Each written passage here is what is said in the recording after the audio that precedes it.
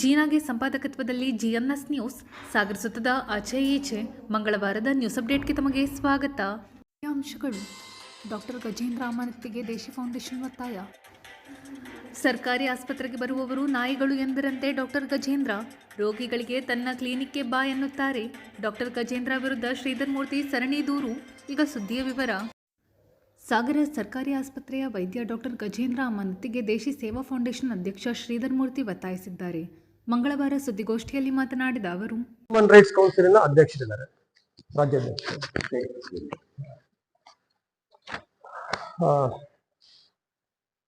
ನಮ್ಮೆಲ್ಲ ಪತ್ರಿಕಾ ಮಿತ್ರರಿಗೂ ನಾವು ಇದನ್ನ ಶುಭೋದಯಗಳನ್ನು ಹೇಳುತ್ತಾ, ಆತ್ಮೀಯರೇ, ಈ ಕೆಲ ದಿನಗಳ ಹಿಂದೆ ಈ ಸಾಗರ ತಾಲೂಕಿನ ಆಡಳಿತದ ವ್ಯವಸ್ಥೆಯ ಏನು ಅವ್ಯವಸ್ಥೆಗಳಾಗಿದೆ ಅದರ ಬಗ್ಗೆ ಒಂದು ಮಾಹಿತಿಯನ್ನ ನಾವು ಸಾರ್ವಜನಿಕವಾಗಿ ಹಂಚಿಕೊಳ್ಳುವಂತಹ ಒಂದು ಪ್ರಸಂಗ ಈ ಹಿಂದೆ ನಾವು ಇಲ್ಲಿ ಪತ್ರಿಕಾಗೋಷ್ಠಿಯ ಮುಖಾಂತರ ಮಾಡಿದ್ವಿ. ಈಗ ಈ ಆಡಳಿತ ವ್ಯವಸ್ಥೆ ತಾಲೂಕಿನ ಭಾಗದಲ್ಲಿ ಹೇಗಿದೆ ಅನ್ನೋದಕ್ಕೆ ಇನ್ನೊಂದು ನಿದರ್ಶನದೊಂದಿಗೆ ನಾವಿವತ್ತು ರಾಜ್ಯದ ಮಾನ್ಯ ಆರೋಗ್ಯ ಸಚಿವರಿಗೆ ನಾವು ಒಂದು ಇಲ್ಲಿನ ವಿಚಾರವನ್ನ ಘಟನೆಯನ್ನ ಮಾಹಿತಿಯನ್ನ ತರಬೇಕು ಅಂತ ಹೇಳಿ ಇವತ್ತು ಸಾರ್ವಜನಿಕವಾಗಿ ತಮ್ಮ ಮುಂದೆ ನಾವು ಬಂದಿರುವಂತದ್ದಾಗಿದೆ. ಸಾಗರದ ಉಪವಿಭಾಗೀಯ ಆಸ್ಪತ್ರೆಯ ಏನು ಈ ಆಸ್ಪತ್ರೆಯನ್ನ ಸನ್ಮಾನ್ಯ ಶ್ರೀಯುತ ಕಾಗೋಡು ತಿಮ್ಮಪ್ಪಾಜಿ ಅವರ ಒಂದು ದೂರದೃಷ್ಟಿಯ ಜನ ಚಿಂತನೆಯ ವಿಚಾರಗಳಿಂದ ಒಂದು ಆಸ್ಪತ್ರೆಯನ್ನು ಏನು ಇಲ್ಲಿ ನಿರ್ಮಿಸಿ ಸಾರ್ವಜನಿಕ ಚಿಕಿತ್ಸೆ ನಡೆಯುವಂತಹ ವ್ಯವಸ್ಥೆ ಒಂದು ಉತ್ತಮ ಮಟ್ಟದಲ್ಲಿ ರಾಜ್ಯ ಮಟ್ಟದಲ್ಲೂ ಸಹಿತ ಪ್ರಶಸ್ತಿಯನ್ನು ಗಳಿಸಿಕೊಂಡಿರುವಂತಹ ಈ ಆಸ್ಪತ್ರೆಯಲ್ಲಿ ಇಂದು ಅಲ್ಲಿನ ಆಡಳಿತ ವ್ಯವಸ್ಥೆ ಯಾವ ಮಟ್ಟಕ್ಕೆ ಬಂದಿದೆ ಅನ್ನೋ ಒಂದು ವಿಚಾರವನ್ನ ತಮ್ಮ ಮುಂದೆ ತರಲಿಕ್ಕೆ ನಾವು ಬಂದಿರುವಂತದ್ದು. ಸಾಗರದ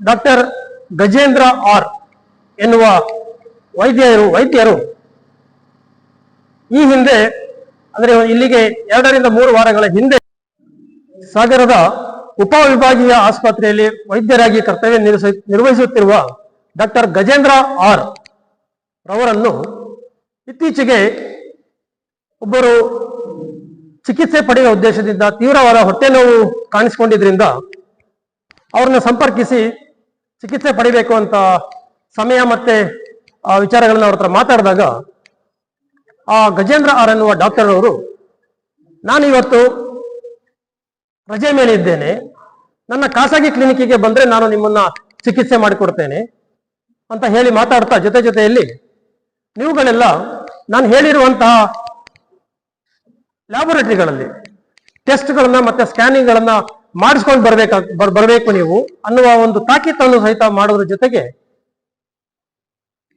ಆ ಮಾತಾಡ್ತಾ ಅವರು ಸರ್ಕಾರಿ ಆಸ್ಪತ್ರೆಗೆ ಬರುವಂತಹ ರೋಗಿಗಳನ್ನೆಲ್ಲ ನಾಯಿಗಳು ಎನ್ನುವ ಒಂದು ಪದವನ್ನು ಸಹಿತ ಬಳಸ್ತಾರೆ. ಈ ವಿಚಾರ ಆ ಚಿಕಿತ್ಸೆ ಪಡಿಬೇಕಂತಿದ್ದಂತಹ ವ್ಯಕ್ತಿಯ ಸಂಬಂಧಿಕರಿಗೆ ತಿಳಿದುಪಟ್ಟು ಭಾರಿ ನೋವಿನಿಂದ ಅವರು ಈ ರೀತಿ ನಮ್ಮನ್ನು ಅವಮಾನ ಮಾಡಿರುವಂತಹ ಮತ್ತು ಸರ್ಕಾರಿ ವೈದ್ಯರ ಈ ರೀತಿಯ ಮನೋಭಾವವನ್ನು ನೊಂದುಕೊಂಡು ನಮ್ಮ ದೇಶಿ ಸೇವಾ ಬ್ರಿಗೇಡ್ ಕಚೇರಿಗೆ ಅವರು ಬಂದು ಅವರು ಆಡಿರುವಂತಹ ಮಾತಿನ ಎಲ್ಲ ಆಡಿಯೋ ರೆಕಾರ್ಡ್ಗಳನ್ನ ನಮ್ಮ ಮುಂದೆ ತಿಳಿಸಿ ತೋರಿಸಿ ಇದಕ್ಕೆ ನ್ಯಾಯ ಕೊಡಬೇಕು, ನಮಗೆ ನಿಮ್ಮಿಂದನೇ ಅದು ನಮಗೆ ಆ ಒಂದು ಭರವಸೆ ಇದೆ ನಿಮ್ಮಲ್ಲಿ ಅಂತ ಹೇಳಿ ನಮ್ಮಲ್ಲಿ ಬಂದಿರ್ತಾರೆ. ಹಾಗಾಗಿ ಆ ಆಡಿಯೋ ರೆಕಾರ್ಡ್ ಎಲ್ಲ ಕೇಳಿಸ್ಕೊಂಡಾಗ ನಾವು ಸಹಿತ ಒಂದ್ಸಲ ಈ ಸರ್ಕಾರಿ ಆಡಳಿತ ವೈದ್ಯರುಗಳ ಮನಸ್ಥಿತಿ ಈ ಮಟ್ಟದಲ್ಲಿ ಇದೆಯಾ ಅನ್ನೋ ಒಂದು ದಿಗ್ಭ್ರಾಂತರಾಗಿ ಈ ವಿಚಾರಕ್ಕೆ ಸಂಬಂಧಪಟ್ಟ ಹಾಗೆ ಒಂದು ದೂರನ್ನು ಸಹಿತ ಆ ಚಿಕಿತ್ಸೆಯ ಸಂಬಂಧಿಕರು ತಾಲೂಕಿನ ಉಪವಿಭಾಗೀಯ ಆಡಳಿತಾಧಿಕಾರಿಗಳಾದಂತಹ ಡಾಕ್ಟರ್ ಪರಪ್ಪರ್ ಅವರಿಗೆ ದೂರನ್ನು ಸಲ್ಲಿಸ್ತಾರೆ 28/12/2024 ಅದರ ಮಾರನೇ ದಿವಸ ಆಡಳಿತಾಧಿಕಾರಿಗಳು ಆ ದೂರನ್ನ ಯಾರ ಮೇಲೆ ಆಗಿತ್ತು ಡಾಕ್ಟರ್ ಗಜೇಂದ್ರ ಅವರ ಮೇಲೆ ಕರೆಸ್ಕೊಂಡು ಅವರನ್ನ ಕಚೇರಿಯಲ್ಲಿ ನಮ್ಮನ್ನು ಸಹಿತ ಮತ್ತೆ ದೂರನ್ನು ಕೊಟ್ಟಂತವ್ರನ್ನ ಕರೆಸ್ಕೊಂಡು ಚರ್ಚೆ ಮಾಡಬೇಕಾದ ಸಂದರ್ಭ ನಡೀತಾ ಇದೆ.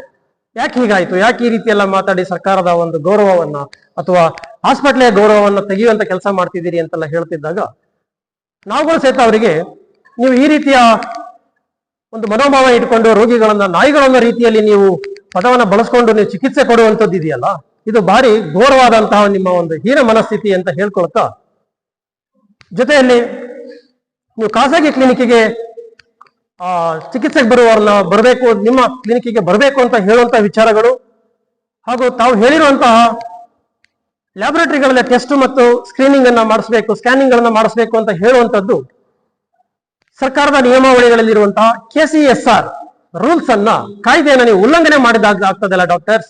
ನಿಮಗೆಲ್ಲ 1.5 ಇಂದ 2 ಲಕ್ಷ ರೂಪಾಯಿ ಸರ್ಕಾರ ಸಂಬಳವನ್ನು ಸಹಿತ ಕೊಡ್ತದೆ, ನೀವು ಈ ರೀತಿ ಯಾಕೆ ಮಾಡ್ತೀರಿ ಅಂತ ಮಧ್ಯದಲ್ಲಿ ನಾವೆಲ್ಲರ ಜೊತೆಯಲ್ಲಿದ್ದಾಗ ಹೇಳಿದಾಗ, ಇದೇ ಡಾಕ್ಟರ್ ಗಜೇಂದ್ರ ಆರ್ ಅವರು, who are you mister nonsense, I will see you ಅನ್ನುವ ಒಂದು ರೀತಿಯ ಗೂಂಡಾ ಶೈಲಿಯ ಬೆದರಿಕೆ ಹಾಕುವಂತಹ ಮಾತನ್ನ ಆಡಿದಾಗ ಅಲ್ಲಿದ್ದಂತಹ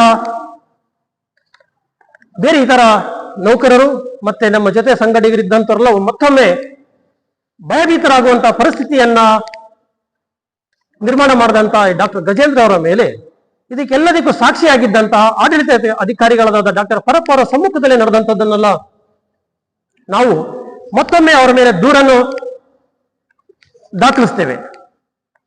ಇಂಥ ಅಧಿಕಾರಿಗಳು ಇಂಥ ನಮ್ಮ ಉತ್ತಮವಾದಂತಹ ಆಸ್ಪತ್ರೆಯಲ್ಲಿ ಅವಶ್ಯಕತೆ ಇದೆಯೇ, ಇವರ ಮೇಲೆ ಸೂಕ್ತ ಕ್ರಮ ತೆಗೆದುಕೊಳ್ಳಬೇಕು ಅಂತ ನಾವು ಆಡಳಿತಾಧಿಕಾರಿಗಳಿಗೆ ಮತ್ತೊಮ್ಮೆ ದೂರನ್ನು ಸಹಿತ ನಮ್ಮ ಸಂಘಟನೆ ಮುಖಾಂತರ ನಾವು ಕೊಟ್ಟಿರ್ತೇವೆ. ಈಗ ಹತ್ತತ್ರ 3 ವಾರ ಕಳೆದ ನಂತರದಲ್ಲಿ ನಮಗೆ ಒಂದು ತಿಳುವಳಿಕೆ, ಒಂದು ಪತ್ರ ಬರ್ತದೆ. ಡಾಕ್ಟರ್ಗಳನ್ನ ನಾವು ಏನ್ ಬೆಳವಣಿಗೆ ಆಗಿದೆ ಅಪ್ಡೇಟ್ ಬೇಕು ಅಂತ ಕೇಳಿದಾಗ ಒಂದು ತಿಳುವಳಿಕೆ ಪತ್ರವನ್ನು ಕಳಿಸ್ಕೊಡ್ತಾರೆ. ಆ ಪತ್ರದಲ್ಲಿ ಏನಿದೆ ಅಂತ ಹೇಳಿದ್ರೆ, ಇಷ್ಟೆಲ್ಲ KCSR ರೂಲ್ಸ್ ಗಳನ್ನ ವೈಲೇಟ್ ಮಾಡಿ ಸರ್ಕಾರದ ಸರ್ಕಾರಿ ಆಸ್ಪತ್ರೆಯ ಗೌರವವನ್ನೇ ಸಾರ್ವಜನಿಕರ ಮುಂದೆ ಹರಾಜು ಹಾಕುವಂತಹ ಇಂತಹ ವೈದ್ಯಾಧಿಕಾರಿಗಳಿಗೆ, and he's a moreover is a surgeon ಅಂತ ಒಬ್ಬ ವೈದ್ಯಾಧಿಕಾರಿಗಳಿಗೆ ತಿಳುವಳಿಕೆ ಪತ್ರ ಅಂತೇಳಿ ಕಳಿಸ್ತಾರೆ. ಅದರ ಕಾಪಿಯನ್ನು ನಮಗೆ ಕಳಿಸಿದ್ದಾರೆ. ಏನಿದೆ ಕೇಳಿದ್ರೆ, ಇನ್ನು ಮುಂದೆ ಆಸ್ಪತ್ರೆಗೆ ಬರುವಂತಹ ರೋಗಿಗಳೊಂದಿಗೆ ಮತ್ತು ನಿಮ್ಮೊಂದಿಗೆ ಮಾತನಾಡುವಂತವರಿಗೆ ದೂರವಾಣಿಯಲ್ಲಿ ಸೌಜನ್ಯದಿಂದ ವರ್ತಿಸಬೇಕು.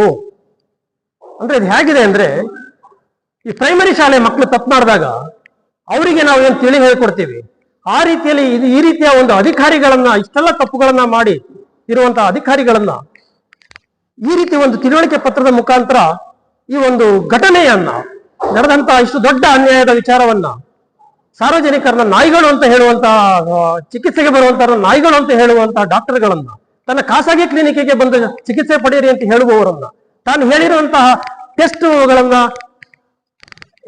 ತಾನು ಹೇಳಿದ ಲ್ಯಾಬೊರೇಟರಿಗಳಲ್ಲಿ ಆಗ್ಬೇಕು ಅಂತ ಹೇಳುವಂತಹ ಡಾಕ್ಟರ್ಗಳನ್ನ ಯಾವುದೇ ಕಾನೂನು ಕ್ರಮನ, ಆಡಳಿತ ಕ್ರಮವನ್ನು ತೆಗೆದುಕೊಳ್ಳದಲ್ಲೇ ಈ ಒಂದು ಮುಚ್ಚಿ ಹಾಕುವಂತಹ ಪ್ರಕರಣವನ್ನು ಏನು ಮಾಡಿದ್ದಾರೆ, ಆಡಳಿತಾಧಿಕಾರಿಗಳ ವಿರುದ್ಧವೂ ಸಹಿತ ಎಲ್ಲ ಒಂದು ಒತ್ತಡ ಇರಬಹುದು ಅಥವಾ ಇನ್ಯಾವುದೋ ಒಂದು ರೀತಿಯ ಶಾಮೀಲಾಗಿದ್ದಾರೆ ಅನ್ನೋ ಒಂದು ಭಾವನೆ ಇವತ್ತು ನಮ್ಗಳಿಗೆ, ನಮ್ಮ ಸಂಘಟನೆಯವರಿಗೆ ಮತ್ತೆ ಇಡೀ ಅದರಲ್ಲಿ ನೊಂದಂತವರಿಗೆ ಆ ಪ್ರಸಂಗದಿಂದ ಹಾಗೂ ಇಡೀ ಸಾಗರ ತಾಲೂಕಿನ ಜನತೆಗೆ ಇವತ್ತು ಕಂಡು ಬರ್ತಾ ಇದೆ.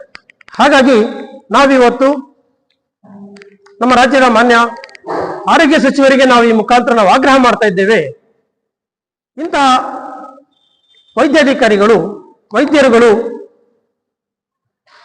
ಇವರನ್ನು ತಕ್ಷಣದಲ್ಲಿ ಅಮಾನತುಗೊಳಿಸಿ ಹಾಗೂ ತನಿಖೆಗೆ ಒಳಪಡಿಸಿ ವಜಾಗೊಳಿಸಿಕೊಡ್ಬೇಕು ಅಂತ ಹೇಳಿ ಸಾಗರದ ನಮ್ಮ ಈ ಆಸ್ಪತ್ರೆಯನ್ನ, ಏನು ಶ್ರೀ ಕಾಗೋಡು ತಿಮ್ಮಪ್ಪಾಜಿ ಅವರ ದೂರದೃಷ್ಟಿಯಿಂದ ಸಾರ್ವಜನಿಕರ ಅನುಕೂಲಕ್ಕಾಗಿ ಬಳಕೆ ಆಗ್ತಿರುವಂತಹ ಇಷ್ಟು ದೊಡ್ಡ ಒಂದು ಆಸ್ಪತ್ರೆಯಲ್ಲಿ ಸಾಗರದ ಸುತ್ತಮುತ್ತಲೂ ಇರುವಂತಹ ಸುಮಾರು 4-5 ತಾಲೂಕುಗಳಿಂದ ದಿನನಿತ್ಯ 1300ರಿಂದ 1500ರಷ್ಟು ರೋಗಿಗಳು ಬಂದು ಚಿಕಿತ್ಸೆ ಪಡೆಯುತ್ತಿರುವಂತಹ ಇಂತಹ ಆಸ್ಪತ್ರೆಯಲ್ಲಿ ಉತ್ತಮ ಮನಸ್ಥಿತಿ ಇರುವ ವೈದ್ಯರು ಬೇಕೆಂದು ಹಾಗೂ ಇಂತಹ ವೈದ್ಯರುಗಳ ಮೇಲೆ ಶಿಸ್ತು ಕ್ರಮ ತೆಗೆದುಕೊಳ್ಳಬೇಕು ಅಂತ ಹೇಳಿ ನಾವು ಮಾನ್ಯ ಆರೋಗ್ಯ ಸಚಿವರಲ್ಲಿ ಈ ಮುಖಾಂತರ ನಾವು ಆಗ್ರಹವನ್ನು ಮಾಡ್ತಾ ಇದ್ದೇವೆ. ಈ ಸಂದರ್ಭದಲ್ಲಿ ಡಾಕ್ಟರ್ ನಾರಾಯಣ್ ಮಾತನಾಡಿ, ಇವ್ರು ಹೇಳಿದ್ರು, ಡಾಕ್ಟರ್ ಗಜೇಂದ್ರ ಆರ್ ಅವರನ್ನ ಯಾಕೆ ನೀವು ಟಾರ್ಗೆಟ್ ಮಾಡ್ತೀರಿ ಅಂತ ನಮ್ಮ ಸ್ನೇಹಿತರಿಗೆ ನೀವು ಪ್ರಶ್ನೆ ಮಾಡಿದ್ರಿ. ಅದರಲ್ಲಿ ಒಂದು ವಾಕ್ಯ ಅಡಗಿದೆ, ನಾಯಿಗಳು ಅನ್ನುವಂತ ಒಂದು ಶಬ್ದ ನೋಡಿ. ನೀವು ಯಾವ ವೈದ್ಯರು ರೋಗಿಗಳಿಂದನೇ ಬದುಕುವಂತ ವೈದ್ಯರು, ವೈದ್ಯೋ ನಾರಾಯಣ ಹರಿ ವೈದ್ಯನಾದವರು ಎಷ್ಟು ಸಹನೆ ತಾಳ್ಮೆಯಿಂದ ಇರತ್ತೋ ಆ ಪೇಷಂಟ್ನ ದೇವರ ರೂಪದಲ್ಲಿ ವೈದ್ಯರನ್ನ ಕಾಣುವಂತ ಒಬ್ಬ ರೋಗಿಗಳಿಗೆ ನಾಯಿಗಳು ಅನ್ನೋಂಥ ಒಂದು ಸಂಬೋಧನೆ ಇದೆಯಲ್ಲ, ಅದು ಖಂಡಿತ ಎಲ್ಲರಿಗೂ ನೋವಾಗುವಂತ ವಿಚಾರ. ನೀವು ಹೇಳಿದ್ರೆ ಬೇರೆಯವರು ಮಾಡ್ತಾರೆ, ನೀವು ಯಾಕೆ ಕ್ರಮ ತಗೊಂಡಿಲ್ಲ, ಅವ್ರ ಮೇಲೆ ಯಾಕೆ ಟಾರ್ಗೆಟ್ ಮಾಡ್ತೀರಿ ಸರ್? ಅವರೆಲ್ಲ ಆ ರೀತಿ ಹೇಳಿಲ್ಲಲ್ವಾ? ಸೊಸೈಟಿಗೆ ರೋಗಿಗಳಿಗೆ ಅಂತ ಒಂದು ಅವಾಚ್ಯ ನಿಂದನೆಗಳನ್ನ ಅವ್ರು ಬಳಸಿಲ್ಲ. ಯಾಕಂದ್ರೆ ಒಂದು ಶಬ್ದದ ಮೇಲೆ ಹೋಗುತ್ತೆ, ಯಾವುದೇ ಒಂದು ಮನುಷ್ಯನ ಮಾತು ಶಬ್ದದ ಮೇಲೆ ಹೋಗುತ್ತೆ. ಅವ್ರು ವೈದ್ಯರೇ, ಅವ್ರ ಬಗ್ಗೆ ಗೌರವ ಇಲ್ಲ ಅಂತ ನಾ ಹೇಳ್ತಿಲ್ಲ, ಅವರು ವೈದ್ಯರೇ, ಓದಿ ಬಂದಿದ್ದಾರೆ ಇಲ್ಲ ಅಂತಲ್ಲ. ಆದ್ರೆ ವೈದ್ಯೋ ನಾರಾಯಣ ಹರಿ ಅಂತ ಪೇಷಂಟ್ಗಳು, ರೋಗಿಗಳು ನಮ್ಮನ್ನು ಹೇಳುವಾಗ ನಾವು ಅವ್ರಿಗೆ ನಾಯಿ ಎಂದರೆ ತಪ್ಪಲ್ವಾ? ಇದ್ರ ಬಗ್ಗೆ ಕೂಡ ನಾನು ಮಾನವ ಹಕ್ಕ ನಮ್ಮ ಇದಕ್ಕೆ ಸೆಂಟ್ರಲ್ ಕಳಿಸ್ತೀನಿ, ಒಂದು ಮನವಿಯನ್ನು ಕಳಿಸ್ತೀನಿ. ಆಮೇಲೆ ರಾಜ್ಯದ ಮುಖ್ಯಮಂತ್ರಿ ಅವರಿಗೆ, ಆಪ್ತ ಕಾರ್ಯದರ್ಶಿಗೆ, ಮತ್ತು ಆರೋಗ್ಯ ನಮ್ಮ ಮಂತ್ರಿಯವರು ಕೂಡ ಕಳಿಸ್ತೀನಿ, ಇದ್ರ ಬಗ್ಗೆ ಮಾಹಿತಿ ಕಳಿಸ್ತೀನಿ. ನನಗೆ ಇದ್ರ ಬಗ್ಗೆ ಪೂರ್ತಿ ಮಾಹಿತಿ ಗೊತ್ತಿರ್ಲಿಲ್ಲ. ತಾವು ಕೇಳುವಂತ ಪ್ರಶ್ನೆಗೆ ನಂದು ಒಂದು ಉತ್ತರ. ಮೇಲಾಗಿ ವೈದ್ಯನಾದವರು ಯಾರೇ ಇರ್ಬೋದು, ವೈದ್ಯರು ಅಂತಂದ್ರೆ ಸಮಾನ ಮನಸ್ಸಿನ ವೈದ್ಯರು, ಅಂದ್ರೆ ಎಲ್ಲರನ್ನೂ ಸರಿಸಮನಾಗಿ ಒಂದು ದೇವರ ಸ್ವರೂಪ, ಇದು ರೋಗಿಯಲ್ಲಿ ದೇವರನ್ನ ಕಾಣುವಂಥದ್ದು. ಅವರನ್ನು ದೇವ್ರ ತರ ಅವರು ಇದನ್ನ ಮಾಡ್ಬೇಕು, ಟ್ರೀಟ್ ಮಾಡ್ಬೇಕು. ಮೇಲಾಗಿ ಇನ್ನೊಂದು, ಯಾವುದೇ ವೈದ್ಯ, ಈಗ ನಮಗಾಗ್ಲಿ ನಿಮಗಾಗ್ಲಿ ಒಂದೇನೋ ಒಂದು ನಾವು ಅಲ್ಲಿ ಹೋದಾಗ ಏನೋ ಕಾಲು ಜಾರಿ ಬಿದ್ದಾಗ ಸ್ವಲ್ಪ ಗಾಯಗಳಾದ್ರೆ ಆ ಯಾವ ವೈದ್ಯ ಅವ್ರ ಕ್ವಾಲಿಫಿಕೇಶನ್ ಏನು ನೋಡಲ್ಲ, ಹೋಗ್ತೀವಿ.